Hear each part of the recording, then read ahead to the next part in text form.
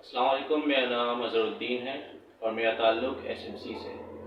आज हमारे साथ मौजूद हैं बहुत ही काबिल सर्जन और इनकी एक खूबी ये है कि इनको जब भी एज़ अ जूनियर आप अप्रोच करते हैं तो ये अपनी फ़ील्ड के लिहाज से जो भी गाइडेंस बेहतर से बेहतर प्रोवाइड कर सकते हैं, ये जूनियर्स की हेल्प करते हैं। आज इन्हीं से जनरल सर्जरी के हवाले से हम गाइडेंस लेंगे और किस तरह से जो है हम एज ए जनरल सर्जन जो है इस फील्ड को अपने अपनी कंट्रीब्यूशन से और बेहतर बना सकते हैं। आइए हम उससे जानते हैं। अस्सलाम वालेकुम डॉक्टर वहीद, कैसे हैं? डॉक्टर वहीद, सबसे पहले तो हमारे नाजरीन को अब तक का जो आपका मेडिकल एक्सपीरियंस रहा है उसके बारे में थोड़ा बताइए। Thank you Azhar for giving me such A precious time. सबसे पहले मेरा जो ताल्लुक़ है, मैं दादू सिटी से बिलोंग करता हूँ। जो मेरी MBBS मैंने यहाँ से किया था चांका मेडिकल कॉलेज। मेरी जो यूनिवर्सिटी है वो Liaquat University of Medical and Health Science Jamshoro है। 2008 और 9 की हमारी बैच थी। 5 साल का वो यूनिवर्सिटी का सफ़र था हमारा। तो यूनिवर्सिटी का सफ़र हर किसी को याद रहता है, तो हमारी भी माशाल्लाह से काफ़ी यादें हैं यूनिवर्सिटी के सफ़र से। अभी तक हमारे फ्रेंड सर्किल वो सारी बातें याद आती हैं हमें। उसके बाद जब हमने ग्रेजुएशन की 2014 में की थी, दैन उसके बाद हमारी हाउस जॉब स्टार्ट हो गई। 2014-15 में हमारी हाउस जॉब में निकल गई 2 साल या 1 साल में पूरा। जी हाँ, जिना में हाउस जॉब की थी हमने। उसके बाद जैसे कि लाइफ रुकती नहीं है भाई। आप MBBS में आते हो तो वो बोलते हैं कि भाई MBBS में आ गए तो आपने ये समझेगा अभी रिलैक्स है लाइफ। ऐसा बिल्कुल भी नहीं था। आपको भी एक्सपीरियंस होगा, आपने अभी रिसेंटली अपना फाइनल ईयर कंप्लीट किया है, तो MBBS में एडमिशन मिलना अच्छी बात है। उसके बाद ये एक और स्ट्रगल आपकी लाइफ शुरू हो जाती है। 5 साल निकाले, उसके बाद आप हाउस जॉब में आए। हाउस जॉब आपने 1 साल पूरा किया, देन अगेन यहाँ पे फिर आपका कंपटीशन स्टार्ट हो जाएगा कि भाई अभी मुझे जाना कहाँ है। So there is a lot of the ways. अगर आपको गाइडेंस अच्छी मिलेगी, कोई आपको टीच करने वाला, कोई आपको गाइडर अच्छा मिल गया जो आपको अच्छा पाथवे बताएगा, तो आप वहीं ग्रोथ करोगे। एक तो यह भी है, दूसरा फाइनेंशियल। अगर आप फाइनेंशियली स्ट्रॉन्ग हैं, फाइनेंशियली आपको सपोर्ट है। कुछ लोगों की फैमिली परमिशन नहीं देती कि भाई अब इतना साल 5 साल हमने पढ़वाया, उसके बाद 1 साल आपने हाउस जॉब की, अब तो हमें टाइम दे दें। कुछ फैमिली के रेस्ट्रिक्शंस भी आ जाते हैं, तो उन फैमिली की रेस्ट्रिक्शंस की वजह से ही समझे तो मैं अपना जो हाउस जॉब के बाद मैंने कैरियर परस्यू किया वो एज FCPS। मैंने FCPS दिया था 2016 में। मेरा अल्हम्दुलिल्लाह FCPS क्लियर हुआ था in general surgery and allied में। ट्रेनिंग स्टार्ट की 2016 में। ट्रेनिंग भी पहले मैं 2 साल तो चांका में था, क्योंकि आजकल जो रिसेंटली इंडक्शन के जो इश्यूज़ चल रहे हैं कि बहुत प्रॉब्लम बनी है। लोग बल्क में अपना FCPS पार्ट पर निकाल के बैठे हैं, लेकिन अगेन डिफ़िकल्टीज, रेजिडेंसी नहीं है। जाएँ कभी आप जिना का एग्जांपल ले लें। हमारे ईयरली मेरे ख्याल में 1 मरतबा रेजिडेंसी अनाउंस होती है, फिर नहीं होती। सिविल में 2 मरतबा अनाउंस होती है। सीट्स लिमिटेड सीट्स हैं, आपने सीट्स बढ़ा दी हैं, लेकिन आप जो एग्ज़ाम ले रहे हो FCPS का, साल में 4 मरतबा एग्ज़ाम ले रहे हो। कैंडिडेट आपके बल्क में निकाल रहे हैं, रेजिडेंसी नहीं है। तो उस वजह से रेजिडेंसी का हमने भी ट्राई किया। अल्लाह के शुक्र से चांका मेडिकल कॉलेज में मैंने रेजिडेंसी स्टार्ट की। 2 साल मैंने वहाँ कंप्लीट किए अपने। 2 साल रेजिडेंसी के बाद फिर मैं जिना के लिए आया। यहाँ पे मैंने अप्लाई किया। यहाँ पे मेरे फ्रेंड्स भी थे, उन्होंने भी मुझे काफ़ी हेल्प आउट किया कि आप आ जाएँ, यहाँ पर ट्रेनिंग स्टार्ट करें। तो यहाँ पे आया, अपना इंटरव्यू दिया। अल्लाह के शुक्र से इंटरव्यू में भी सिलेक्शन हो गई मेरी। फिर मैंने अपना ट्रेनिंग यहाँ से स्टार्ट की। तो फाइनली मैंने जो अपनी ग्रेजुएशन कंप्लीट की वो FCPS की ट्रेनिंग वो 2022 में अपना मैंने FCPS पार्ट को क्लियर किया था। डॉक्टर भाई, जैसा आपने बताया कि एक वक्त आता है इंसान को गाइडेंस की ज़रूरत पड़ती है कि उसको कौन सा रास्ता इख्तियार करना है, तो आपके नज़दीक कौन सा, क्या ऐसा क्राइटेरिया है, क्योंकि आप एज ए जनरल सर्जन आप बता सकते हैं बेहतर, कि इंसान जब ये डिसाइड कर ले कि उसको मेडिसिन की तरफ जाना है या सर्जरी? ये जो देखिए, मैं अगर अपना एग्जाम्पल आपको बताऊं, तो मैंने जब से ऐसे अपना MBBS में एडमिशन ली थी, तो मेरा ये जाने का शौक था कि मैं जाऊंगा जाके पेडियाट्रिशियन बनूंगा। मेरा फ्रेंड है, उसके अबू पेडियाट्रिशियन थे। मैं MBBS में आने की वजह, जो मेरे ऐसे समझिए कि जो मेरे मोटिवेशनल थे, उनके फादर ही थे। तो मुझे भी ये बनने का शौक था कि मैं जाके पेडियाट्रिशियन बनूँ। लेकिन जो आपका हाउस जॉब का टाइम होता है, वो आपका गोल्डन पीरियड है टू डिसाइड योर करियर, कि आपको जाना कहाँ है। तो मैंने हाउस जॉब सर्जरी में भी की, मैंने हाउस जॉब पीट्स में भी की, मैंने हाउस जॉब मेडिसिन में भी की। मुझे जो जो चूज़ करना था, मैंने वही अपने सब्जेक्ट उठाया हाउस जॉब में। तो फिर जाके अपने आप को कंक्लूड किया कि भाई मेरे रिफ्लेक्सेस कहाँ अच्छे हैं, मेरे जनरल सर्जरी में अच्छे हैं या मेरे मेडिसिन में अच्छे हैं। तो अल्लाह का शुक्र है, अभी मैं मतलब कि एक समझिए कि मैं ब्लेसिंग भी है मेरी, अल्लाह का शुक्र है, सर्जन भी अच्छे हैं, अपनी ट्रेनिंग भी कंप्लीट हो गई, मैं अपनी फील्ड से काफ़ी सेटिस्फाई भी हूँ। तो आपका जो गोल्डन पीरियड होता है, वो आपका हाउस जॉब है। आप अपने हाउस जॉब में खुद को पिक करते हो कि मुझे अभी आगे कहाँ जाना है। अच्छा, हाउस जॉब जो है वो सॉरी। अच्छा, ये बताइएगा, जैसे यहाँ पे JPMC में थर्ड फोर्थ फाइनल ईयर के JSMU के स्टूडेंट्स आते हैं अपनी क्लिनिकल पोस्टिंग के लिए। अब आप एज अ सर्जन उनसे क्या एक्सपेक्ट कर रहे हैं कि वो क्या डायरेक्शन इख्तियार करें कि वो सर्जरी को अच्छे से एक्सप्लोर कर सकें और क्या अपनी लर्निंग को इस लेवल पर स्ट्रांग बना सकें? अज़र ये है कि अभी हमारे पास जैसे आपके हाउस जो रोटेशन स्टार्ट हो जाती है, थर्ड ईयर वाले भी आते हैं, फाइनल वाले भी आते हैं, ठीक है। आपकी लर्निंग अभी थर्ड ईयर से स्टार्ट होना शुरू होती है। फॉर द एक्सपीरियंस आपकी हॉस्पिटल, आपने हॉस्पिटल में एंटर होना शुरू होते हो एज ए थर्ड ईयर से। थर्ड ईयर में आपकी स्टार्ट होती है हिस्ट्री से, हिस्ट्री की, पेशेंट की एग्जामिनेशन की। अगर आप जितना उसको कीन इंटरेस्ट से लेंगे तो नॉलेज अच्छी होगी, जितनी पेशेंट से आप एजुकेशन लेंगे आपका इंटरेस्ट डेवलप होगा। अगेन फाइनल ईयर में, थर्ड ईयर में मेरे ख्याल में यहाँ पे ओटीज़ का इतना एक्सपोजर नहीं है। फाइनल ईयर में हम आपको ओटीज़ की तरफ भी ले जाते हैं कि भाई आए देखें कि कौन कौन से ऑपरेशन हैं और किस तरीके से होते हैं। तो कुछ अच्छे कैंडिडेट हैं तो वो तो स्क्रबिंग भी हो जाते हैं केसेस में कि सर हमें स्क्रबिंग होना है, तो हम बोलते हैं मोस्ट वेलकम, आप आ जाएँ। तो जो अभी कीन ऑफ इंटरेस्ट डेवलप होगा वो होगा फाइनल ईयर से। इनिशियली देखेंगे अगर आप ओटी में जाएंगे तो इवन मेरे साथ भी हुआ था, मैं अपनी सेकंड थर्ड ओटी थी, मैं वहाँ पे कोलैप्स हो गया, फिर जाके उठ के बैठा। मैं खुद को स्ट्रॉन्ग समझता था, लेकिन आप जाके स्कार्बल अपने हाथ में हो, किसी को इंसिशन लगाओ तो बंदा हिट जाता है जी। तो टाइम लगता है सेट होने में। वो भी आपका इंटरेस्ट है, हर चीज़ आप इंटरेस्ट से देखोगे, पेशेंट को A to Z देखोगे कि भाई ये आया था पेशेंट हमारे पास ओपीडी में, हमने ये डायग्नोसिस किया, उसके बाद ये हमने वर्कअप करवाया, फिर हमारा ट्रीटमेंट प्लान ये था और हमने इसको ये ट्रीट किया है।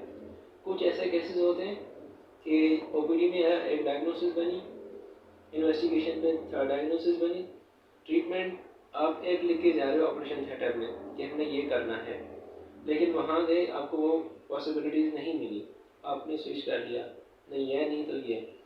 बोलते हैं कि सर्जन का हमेशा प्लान भी रेडी होना चाहिए, if not this then this. तो बात वही आती है, जितना आप इंटरेस्ट दोगे, जितना पेशेंट में घुस जाओगे अंदर, उसकी नॉलेज, पेशेंट आपको नॉलेज खुद देगा, लेकिन घुसना आपने खुद आगे बढ़े, खुद आगे बढ़ेगा। तो अगेन वही है, मैं बोलूँगा कि जितना आपका इंटरेस्ट है वही आपको आगे लेके जाएगा। लेकिन हाउस ऑफिसर्स का अक्सर ये शिकवा रहता है कि जैसे वो आते हैं अपनी पोस्टिंग में, तो उनसे जो है वो ज़्यादातर जो है वो कहते हैं कि वो स्टाफ का काम ज़्यादा लिया जाता है। तो इस नौयत में फिर वो कैसे किसी फील्ड को एक्सप्लोर करेंगे? जैसे सर्जरी को अगर वो अपना करियर बनाना चाह रहे हैं, तो इस बारे में आप क्या? अब ये है कि डिफरेंट हाउस ऑफिसर्स के डिफरेंट रिव्यूज़ होते हैं। जैसे हमारे पास 3 मंथ के लिए आते हैं हमारे हाउस सर्जन्स, नो डाउट अभी आपने अपनी हाउस जॉब स्टार्ट की है, ठीक है, स्टार्ट कहाँ से करोगे आप? Again history and sampling. आपने जब तक फाइनल ईयर में आपने कोई IV लाइन मेंटेन नहीं की होती, आपने कोई IM इंजेक्शन नहीं लिया हुआ होता, ठीक है।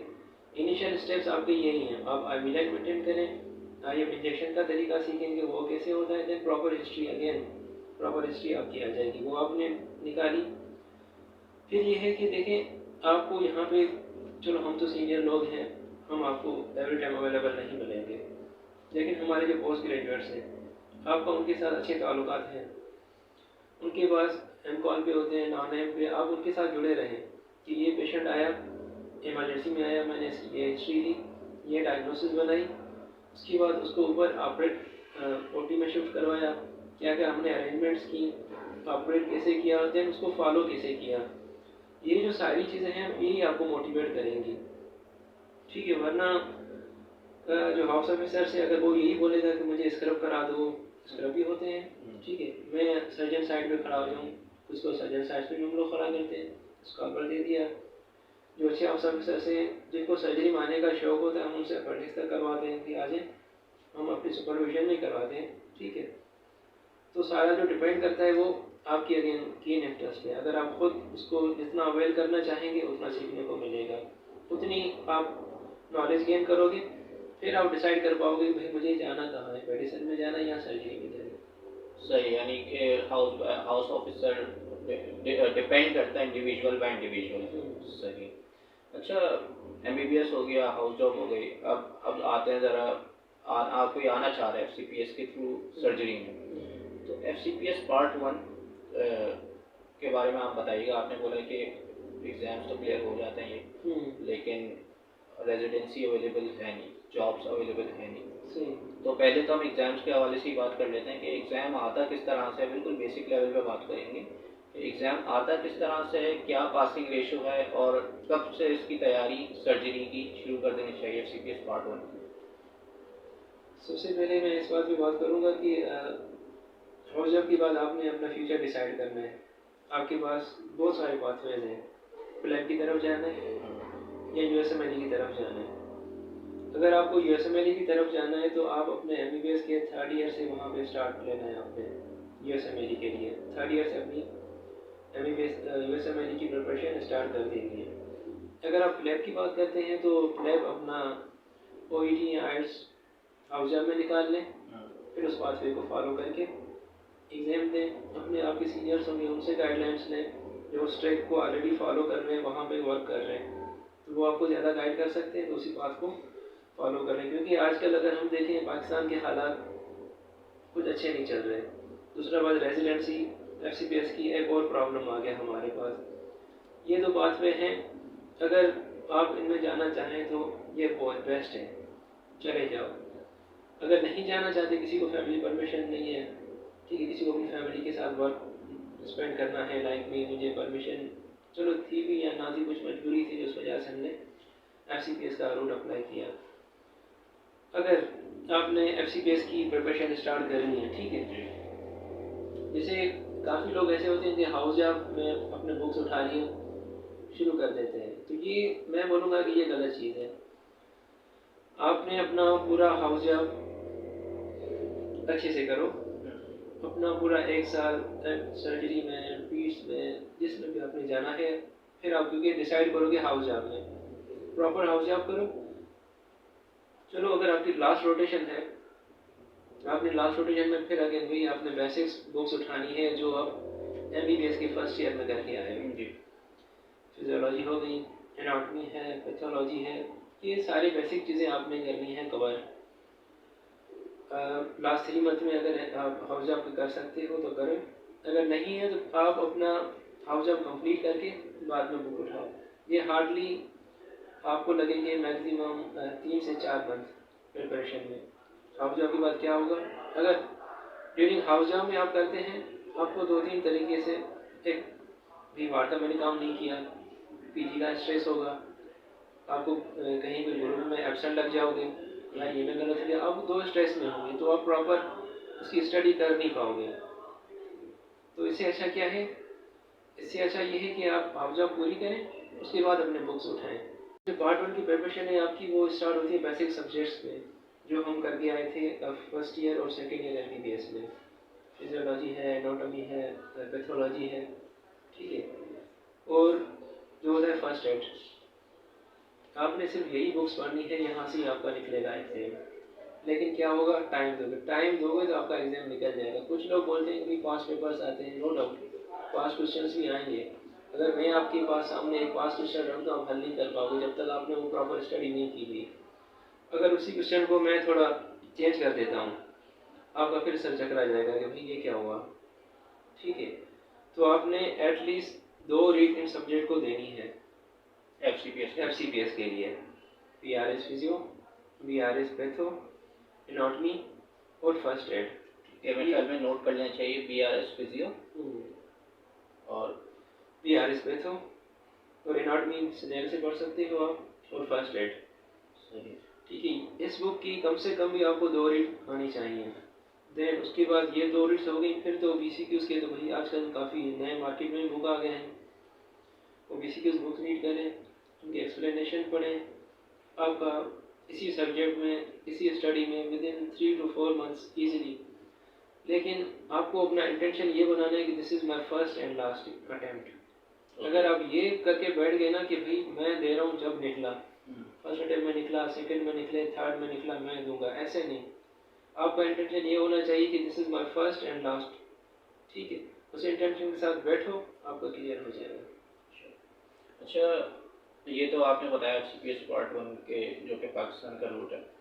UK और US के हवाले से आपने कहा कि प्लैब और USMLU, लेकिन ये क्या आपके नज़दीक ये तो नहीं है, क्योंकि हम देख रहे हैं प्लैब भी अब बहुत ज़्यादा सैचुरेटेड हो गया, बिल्कुल।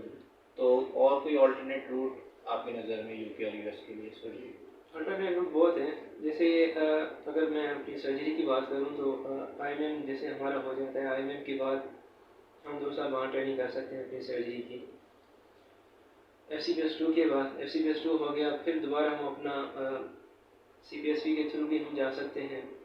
एक CPSV का रूट हो गया, दूसरा आयरलैंड का रूट है।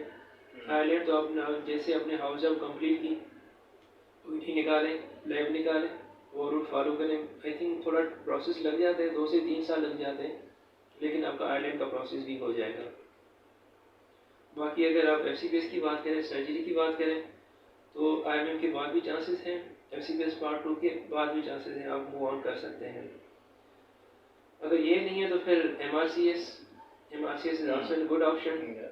अभी 2 मेरे कॉलीग्स हैं वहाँ पे, यहाँ पे एक का तो पार्ट 2 हो गया, उसके बाद MRCS उसने दिया, फिर दोबारा वहाँ पे अपना करियर उसने परस्यू कर लिया।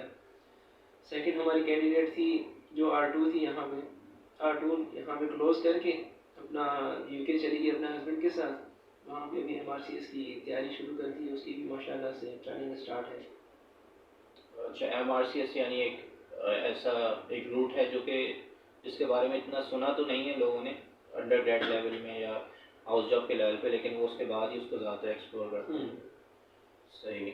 अच्छा, जनरल सर्जन की हमें ये बात मशहूर है कि लाइफ जो है वो काफ़ी इस सेंस में टाइम के हिसाब से टफ होती है, तो इसके बारे में क्या है, क्योंकि टाइम मैनेजमेंट ज़ाहिर है लाइफ का एक सेकंड एक डिपार्टमेंट भी है, वो भी संभालना है। तो किस तरह से जो है अपने टाइम को मैनेज करते हुए एक बेहतरीन जनरल सर्जन बन सकते? टाइम की बात अगर करेंगे तो मुझे अपनी फील्ड पसंद है। अपना टाइम निकाल लेते हैं, फैमिली के लिए भी टाइम निकाल लेते हैं, अपने लिए टाइम भी निकाल लेते हैं, पेशेंट्स के लिए भी टाइम निकाल रहे होते हैं। नो डाउट लाइफ टफ है।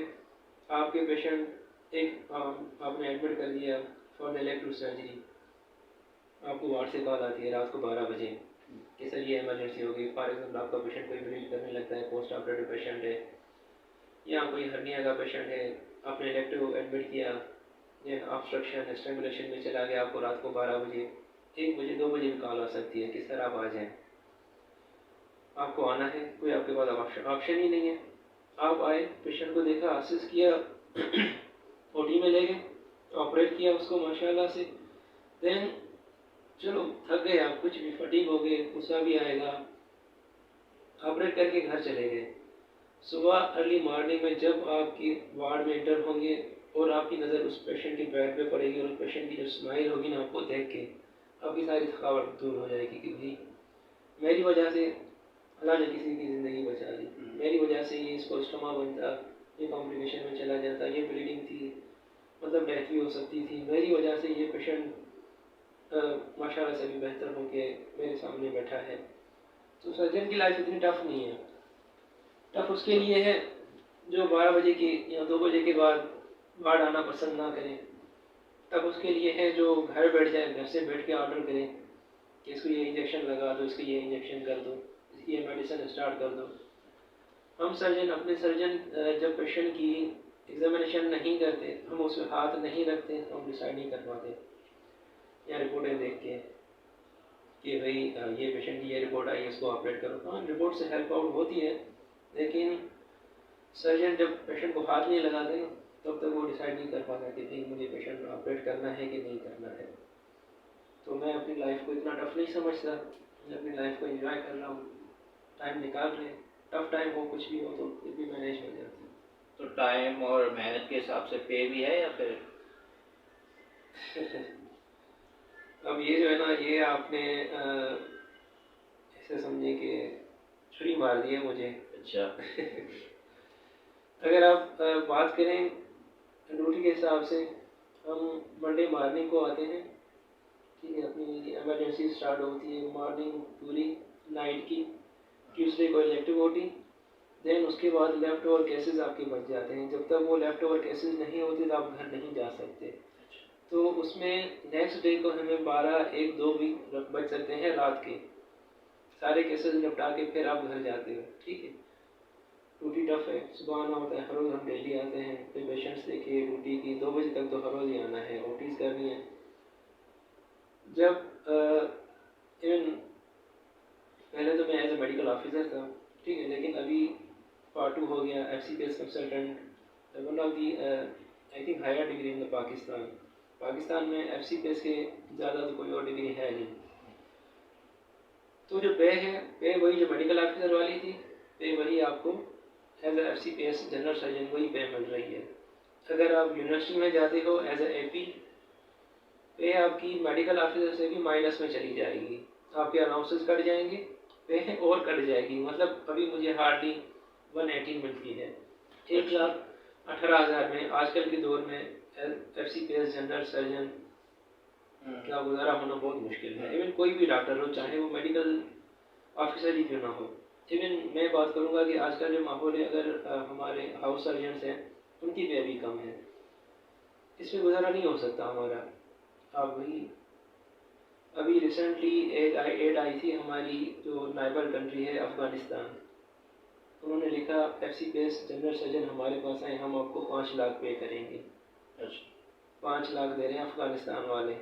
मतलब हमारी कंट्री अफ़गानिस्तान से भी पीछे चली गई। हम FCPS को 1,10 दे रहे हैं, 1,8 दे रहे हैं, 1,18 दे रहे हैं, ये है। तो as a general surgeon government setup और प्राइवेट सेटअप में डिफरेंस क्या है? बहुत डिफरेंस है। सबसे पहले मैं बात करूंगा कि अगर आपको FCPS की ट्रेनिंग करनी है, आइदर मेडिसिन हो या सर्जरी या किसी भी फील्ड में हो, मैं आपको बोलूँगा कि आप प्राइवेट सेटअप में, जनरल इसमें गवर्नमेंट सेटअप में आ जाए। गवर्नमेंट सेटअप्स में पेशेंट का फ्लो बहुत ज़्यादा है, यहाँ पे इमरजेंसी भी होती है, इलेक्टिव भी होती है। आप प्राइवेट सेटअप्स में जाओगे तो वहाँ आपको इलेक्टिव केसेस मिलेंगे, इमरजेंसी केसेस नहीं मिलेंगे, बहुत कम मिलते हैं। अगर मिलेंगे तो वो आपको हाथ लगाने भी नहीं देंगे, आपकी असेसमेंट ही नहीं होगी कि भाई एक RTE का पेशेंट आ गया, उसको कैसे मैनेज करूँ, एक स्टैब वुंड आ गया, उसको कैसे मैनेज करूँ, एक गनशॉट का पेशेंट आ गया, उसको मैं कैसे मैनेज करूँ। तो मैं ये बोलूँगा कि सबसे पहले तो किसी को भी ट्रेनिंग स्टार्ट करनी है, कोशिश करें, गवर्नमेंट सेक्टर में मिलती है तो बहुत अच्छी बात है। अब जैसे एज ए कंसल्टेंट लेवल पे ये बात फिर उल्टी हो जाती है। कंसल्टेंट लेवल पे आप अगर प्राइवेट सेक्टर में स्विच करते हैं, आपकी पे अच्छी है, आपको इन्वायरमेंट अच्छा मिलेगा, वहाँ पे आपको पोस्ट ऑफ केयर बहुत अच्छा मिलेगा पेशेंट का, आपको मेडिसिन अच्छी मिलेंगी, आपको स्टेलाइजेशन अच्छी मिलेगी, आपके पोस्ट ऑफ कॉम्प्लिकेशंस कम होंगे। और अगर आप गवर्नमेंट सेक्टर्स में हैं तो ये सारा उल्टा हो जाता है, सैलरी कम है, इन्वायरमेंट अच्छा नहीं है। गवर्नमेंट सेटअप में कोई भी बंदा आके आपका गला दबाएगा, यूँ कॉलर पकड़ेगा कि भाई आप हमारी टैक्स से सैलरी ले रहे हो, मेरा पेशेंट क्यों नहीं देख रहे। हालांकि वो डॉक्टर सुबह 9 बजे से 3-4 बजे तक सारे मरीज देख चुका होता है, उसके लिए डॉक्टर के लिए वही 150-200 मरीज़ चालू हैं, लेकिन उसी पेशेंट का क्या होगा, उसी का तो एक ही मरीज़ है, वो बोलेगा तो मेरे पेशेंट को नहीं देख रहे, वो आपका अकेला रिकॉर्ड पकड़ेगा। यहाँ थोड़ा पे सिक्योरिटी इशूज आप बोल रहे सिक्योरिटी इशू यहाँ पे मिलेगा, यहाँ पे आपको पॉलिटिकल इन्फ्लुएंस ज़्यादा मिलेगा। हैं। वही पेशेंट भले किसी मिनिस्टर का हो, अगर एक ही में एडमिट किया तो वो उससे सवाल नहीं कर सकता, लेकिन वही पेशेंट अगर आप गवर्नमेंट सेटअप में करते तो आपको 5 से 20 कॉल्स आ जाएंगे कि भी मेरे पेशेंट का क्या किया, मेरे पेशेंट का क्या हुआ, मेरे पेशेंट का ये क्यों नहीं हुआ, मेरे पेशेंट का वो क्यों नहीं हुआ, ये फेस करेंगे। बर्डन ज़्यादा है पेशेंट का, वर्कलोड यहाँ पे ज़्यादा मिलेगा गवर्नमेंट सेटअप में। लेकिन अगर हम प्राइवेट सेटअप की बात करें तो प्राइवेट सेटअप में 3 हॉस्पिटल्स के अगर मैं नाम लूँ, AKU, ज़ियाउद्दीन और लियाकत, इनमें से आपके एक्सपीरियंस और ऑब्जर्वेशन के हिसाब से बेहतरीन कौन सा है? देखिए, जहाँ पे जो ज़्यादा पैसा लेते हैं वो ज़्यादा अच्छा हॉस्पिटल है। जितना पैसे नहीं ले रहा तो हम इतने अच्छे नहीं हैं, लेकिन हमारा काम देखोगे तो काम हम वही कर रहे हैं, AKU वाले कर रहे हैं। हमारा जो अटेंडेंट होगा वो पेशेंट के साथ 10-10 अटेंडेंट होंगे, AKU में एक पेशेंट के साथ एक अटेंडेंट होगा, या कभी कभार उसको भी निकाल देंगे। तो AKU वाले पैसे भी ज़्यादा लेंगे, उनके पास प्रोटोकॉल भी है, तो AKU अच्छा है कंपेरेटिव टू अदर हॉस्पिटल्स। अच्छा डॉक्टर भाई, जैसे अभी हमारे मौजूद अंडरग्रेड्स या हाउस ऑफिसर्स जो माइंड बनाना चाह रहे हैं सर्जरी की तरफ आने के लिए, उनके लिए आपका कोई मैसेज? बिल्कुल, मैसेज ये है कि मेरे एक्सपीरियंस के हिसाब से सर्जरी में बहुत अच्छा मुझे, जैसे हाउस जॉब में मुझे क्लियर हो गया था, मुझे एक सर्जन मेरे रिफ्लेक्सेस अच्छे हैं वहाँ पे, तो मुझे आना चाहिए। सर्जन में ये है कि आप अपनी OPD से लेके ऑपरेटिव डिस्चार्ज तक सारा पेशेंट फॉलो करते हैं। आपने डायग्नोसिस बनाई, ऑपरेट किया, पोस्ट आप फॉलो किया, आपका पेशेंट बिल्कुल क्योर होकर चला जाएगा यहाँ से। मेडिसिन में थोड़ा टाइम लग जाता है, कभी कभार वो डिलेड भी चले जाते हैं, रिकवरी अच्छी है लेकिन थोड़ा बहुत टाइम उसमें लग जाता है। अगर आपने सर्जन वाले रिफ्लेक्सेस हैं, आप OT टेबल पर 3-3, 4-4 घंटे खड़े हो सकते हैं, इवन समटाइम्स 8 भी घंटे लग जाते हैं, 7-8 घंटे भी। अगर आप में उतनी है, आप एडजस्ट कर सकते हो फैमिली को, फिजिकल लाइफ को, इतने आप बियर कर सकते हो, तो आना चाहिए, सर्जन बनना चाहिए। स्कार्पर से डर नहीं है तो स्कार्पर उठा लो। सही। बहुत शुक्रिया डॉक्टर वहीद आपके कीमती वक्त का, और मेरे लिए ऑनर की बात है कि आपने मेरे लिए वक्त निकाला इंटरव्यू के लिए। और इंशाल्लाह ये वीडियो जो है हमारे जितने भी स्टूडेंट्स हैं, हाउस ऑफिसर्स हैं, इवन जो पोस्ट ग्रेजुएट्स हैं, उनके लिए भी बड़ी जो है ये फ़ायदेमंद साबित होगी। ठीक, बहुत शुक्रिया।